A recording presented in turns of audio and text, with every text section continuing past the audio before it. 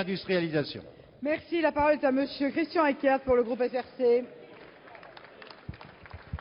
Merci Madame la Présidente. Ma question s'adresse à Monsieur Xavier Bertrand, ministre du Travail, de l'Emploi ou de ce qu'il en reste.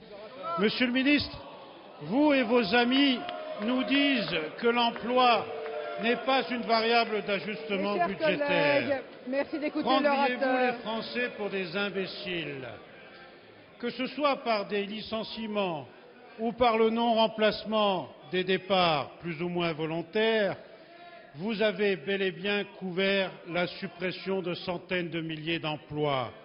Par les ruptures conventionnelles que vous avez inventées, qui privent de plans de sauvegarde de l'emploi et permettent des départs en douceur, par la transformation des emplois en auto-entrepreneurs, par la défiscalisation des heures supplémentaires qui remplacent les emplois durables.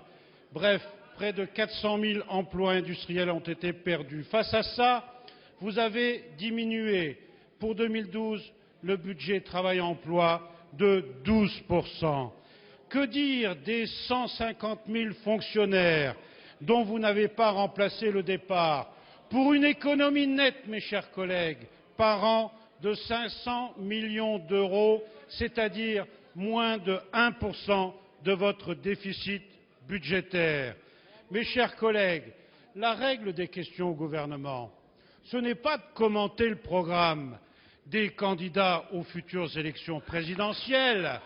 La règle des questions au gouvernement, c'est de vous interroger sur votre politique et sur vos décisions. Alors ma question, Monsieur le ministre, est très précise. Dans ce 16e sommet de la dernière chance, avant le 17e, quelles sont concrètement les mesures pour la croissance et pour l'emploi qui ont été décidées? Très bien. La parole est à Monsieur Xavier Bertrand, ministre du Travail, de l'Emploi et de la Santé. Merci Madame la Présidente, Mesdames et Messieurs les députés. Monsieur le député, très franchement, heureusement qu'on n'attend pas les propositions du Parti socialiste pour l'emploi. Heureusement qu'on ne les attend pas. Heureusement qu'on n'attend pas que vous donniez l'exemple, Monsieur Eckert. Dans votre département, Monsieur le député, le Conseil général, dirigé par vos amis socialistes, le Conseil général socialiste s'était engagé à recruter 1000 personnes en contrat aidé plutôt que de les laisser au RSA sans emploi. 1000 personnes. Et vous savez, au moment où je vous parle, combien il y en a qui ont été signés? Moins de 400, monsieur le député. Voilà la politique socialiste de l'emploi. Voilà la politique. Il y en a 600 qui, du jour au lendemain, pourraient sortir du chômage si vous teniez tout simplement les engagements qui ont été pris et signés par le président du Conseil général. Et surtout, qu'on n'aille pas nous sortir la musique du désengagement de l'État. Parce que si vous signez un contrat aidé, vous devez aujourd'hui indemniser quelqu'un qui est au RSA, 467 € par mois. Si vous décidez de cofinancer avec l'État, il vous en coûte seulement 411 € par mois, mais la différence, c'est qu'il y a 600 personnes de plus qui auront une fiche de paye à la fin du mois plutôt que d'avoir un bulletin d'allocation. Je préfère une fiche de paye. Qu'attendez-vous au niveau du Parti socialiste pour en faire la preuve?